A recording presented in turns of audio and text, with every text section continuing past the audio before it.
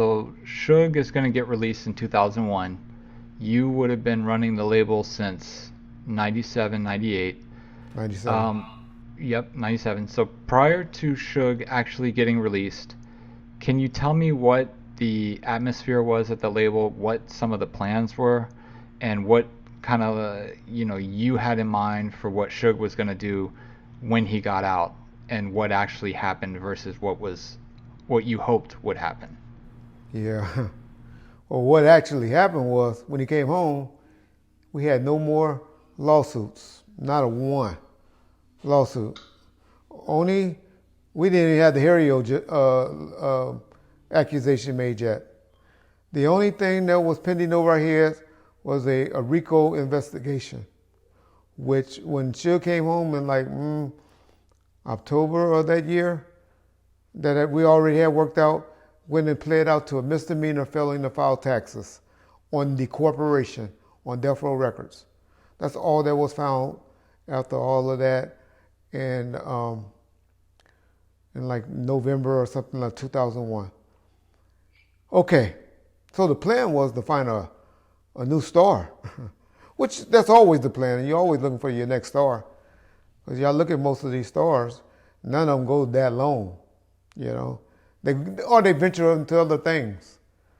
Tupac would have been a major movie star probably by now. Or I even think he probably would have eventually tried to run for office or something if he could have got his record expunged. But that was I think his goal was trying to be some type of leader into movies. I don't think he would be rapping right now. Probably having people signed to him and mentoring them and all of that. Don't really think he would be rapping right now. But anyway, I do believe that we was looking for a star. We tried the gimmicks, the Realest, Gimmick, Top Dog, and Milkbone. Most of y'all don't know about Milkbone. Milkbone was our fake Eminem. And so we tried that. Public hated that. Hated that. And so none of that worked. So now we was into Superfly and Crooked Eye. Those were going to be the artists.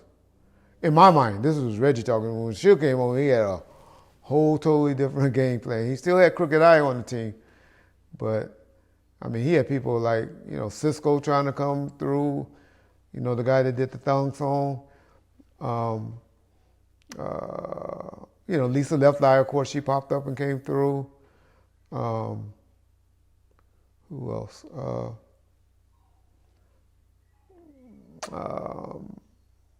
Who else was around us? Jay Valentine, the R&B singer. Jay Valentine, you had Ray J come back around. Ray J a little bit. Ray J was always really just hanging around. He never really blew up or came around. That was committed to us. I think his mom asked for like $1 million for him to sign, and we thought that was ludicrous. And quite frankly, we didn't have it at that time.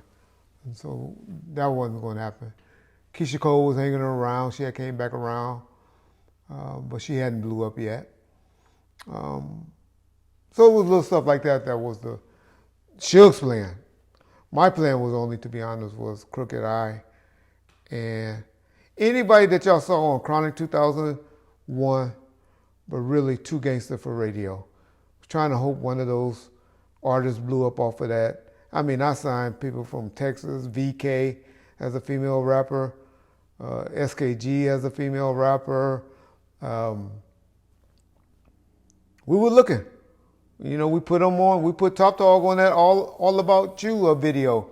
We did that video and took Nate Dogg verse out. No, Snoop's verse. Snoop verse. And put Top Dog on that. We tried that. That didn't work.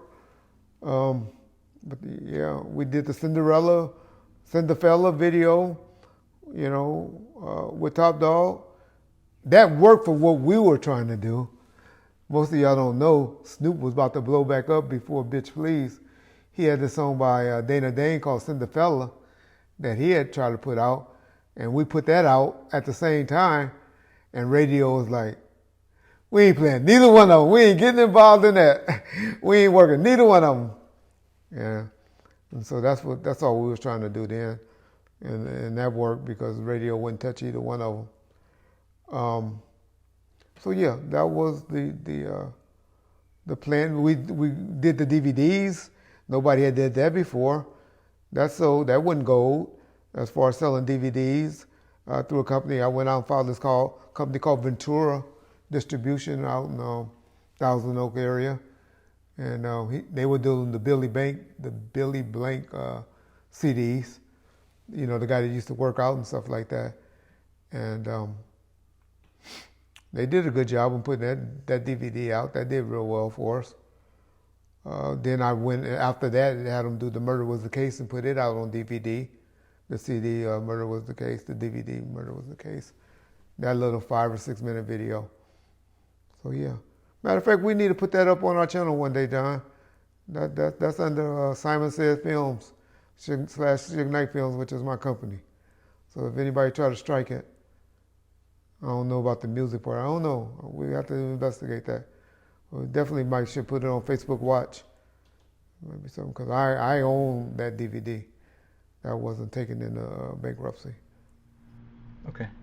And you own Simon Says Publishing. Can you tell me, from what you remember, the artists that you did buyouts with that were at Death Row at the time, to where you may own a claim in their back publishing? I want to put those names out because I want to get all my paperwork together, and that's why people mad now, because they were wondering why we didn't get checks. Why we never get paid by E1? Why E1 and Universal holding up all our money? And that's why. Because I sent a letter over to them telling them, hey, give me some time to show y'all that, but I did buyouts on all these people. And they know it. It's in there. It's on there. Y'all see some stuff called 99 Productions, or 99 produced by 99. Do y'all know that's an agent? Y'all know what Agent 86 and Agent 99 is? That was all code word for us back then. Myrons. What's Myron mean? Y'all know what Myron mean?